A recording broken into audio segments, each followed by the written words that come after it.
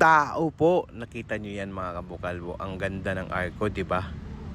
So for today's video mga kabukalbo, mamayang gabi igagala ko kayo doon sa gitna mismo sa Lokban kasi pahiyas ngayon. So ipapasyal ko kayo doon sa mga gawa nila mga kabukalbo na napakaganda, kagaya niyan oh. Arko pa lang yan mga kabukalbo. Ganda na, di ba? So ayan, pasensyahin mo na tong voice over ko ha. So ayan na nga, biglang gumabi ayan. So kagabi ko pa to kinuha mga kabukalbo, ngayon lang, siyempre ngayon ko lang i-voice over. Kaya papakikita mo dito, di pa tapos yung iba. Ginagawa pa lang yan nila mga kabukalbo, ongoing pa lang. Kasi nga ngayong 15 ang talagang pahiyas fiesta sa kanila mga kabukalbo, di ba? O di ba? Kita mo yan mga kabukalbo, grabe yung paggawa nila todo effort talaga sila mga kabukalbo. May premyo naman yan mga kabukalbo, pero hindi, ewan ko lang kung magkano ha. Itatanong ko muna doon sa government nila kung magkano. So ganyan mga kabukalbo, yung pahiyas na yan mga kabukalbo ha, parang paikot yan sa buong bayan ng Lokban. Isang kalye lang siya pero paikot, mahaba. Grabe mga kabukalbo, kaya hindi mo talaga mapapalagpas na hindi ikutin dahil grabe yung gawa nila mga kabukalbo. Nakita mo yan, oh, yan, di ba? Ang dinidikit-dikit nila isa-isa. Grabe, kaya sikat din naman, ano ba? Paano ba? Kaya kilala ang pahiyas mga kabukalbo sa Lokban, di ba? Kumbaga parang sa Cebu is Sinulog Festival, sa kanila is pahiyas ang tawag mga kabukalbo. Talagang effort yung pagdikit nila ng mga ganyan-ganyan mga kabukalbo.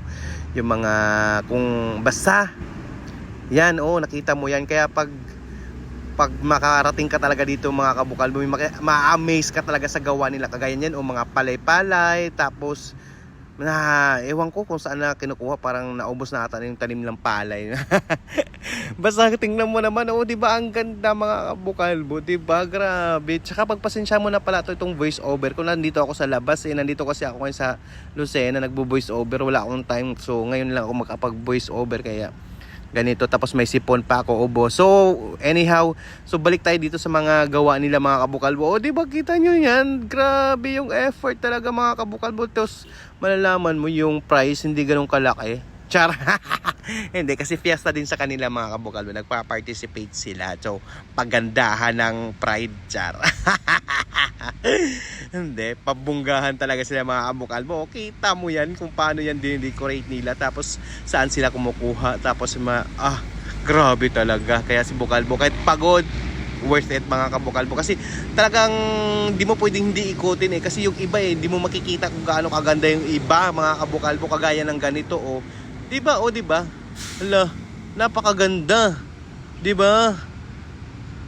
Kita mo naman, hindi pa yan tapos kasi nga ang talagang pahiyas na mga kabukalbo is May 15. So 14 pa lang ng gabi, ginala ko na mga kabukalbo kasi sobrang dami tao mga kabukalbo. Kagaya nito di ba? Yung sili, hindi ko alam kung ilang libong bang dinikit nila, dilagay dyan. Diyos ko, grabe talaga yung effort talaga. Grabe, pawis, puyat, yung paggawa nila dyan. Tapos yung premyo, 1,000,000. Gawa istorya no? So ayan na nga mga kabukalbo, patapos, mahaba pa pala to. So ayan di ba? Ang ganda di ba? Yung mga ganyan, kung isipin mo yan mga kabukalbo, yung paggawa ng mga ganyan, yung di ba, yung imbis makiselebrate, imbis na yung mag-enjoy ka na lang dahil fiesta, pero kailangan mong, hindi, nasa sayo din naman siguro to kung participate ka. Pero ang ganda talaga mga kabukalbo, talagang na to nila, tradisyon. Baga pahiyas sa kanila mga kabukalbo. San Isidro, pahiyas to sa kanila. Di ba ang ganda di ba? Saan ka makakakita ng mga ganyan mga kabukalbo? Dito lang yan sa Quezon, sa Lokban. Sa Lokban, Quezon, pahiyas ang tawag dyan mga kabukalbo. May 15 yung pahiyas nila. Kaya May 14 pa lang mga kabukalbo, may makikita ka ng mga ganyan na pwede mo nang galain dito. Di ba? Kaya tuwa si Bukalbo, kita mo yan si Bukalbo, di ba?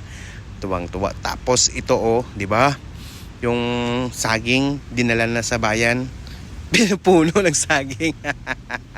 Kita nyo yan. Pero ang ganda talaga mga kabukalbo. Mamamangha ka talaga. Grabe talaga. Mamamangha. Basta na-amaze ako na sobrang bilib na bilib ako sa kanila kasi yung 'di ba, yung maglaan ka talaga ng oras, araw, saka syempre todo gastos din sila. Hindi mo yan makukuha ba kung saan syempre bibili ka rin, 'di ba? Yung kaganito isang buong bahay, 'di ba? Yung bahay mo mismo lalagyan mo ng ganyan harapan para 'di ba? Yung Diyos ko mga kabukalbo, 'di ba? 'Di ba? Kita mo naman yun. Kaganito yung unggoy ba yun? Ay hindi, tarsier. Ay ano ba yun? Baka pala nagduyan. Baka ba yun? Hindi ko alam. Basta yan mga kabukalbo. Di ba ang ganda yung harapan mo ng bahay mo, gagawan mo ng ganyan. Kasi nga, kumbaga mag-participate ka sa pahiyas. Kasi iikot, kumbaga, yung pag magparada, dyan dinadaan nila mga kabukalbo. Tapos yung mga ganyan mga kabukalbo, may premyo din naman. Milyon yata. Joke lang. Okay, di ko alam magkano. Basta maganda mga as in, napakaganda mga kabukal mo pag sa gabi. Buhay na buhay yung pahiyas sa Lokban. So, that's all for today's video mga kabukal mo.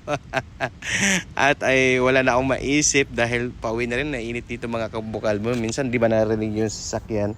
Nandito kasi ako sa Ideal sa ng mga kabukal mo. Nasikaso ko yung yung state tax ng client ko. So ayun, habang tapos na ako, so mag-voice over muna ako nito. Di ba ang ganda, di ba? So patapos na pala 'to mga kabukalbo. Bye na. So sana mag-comment ka na ha.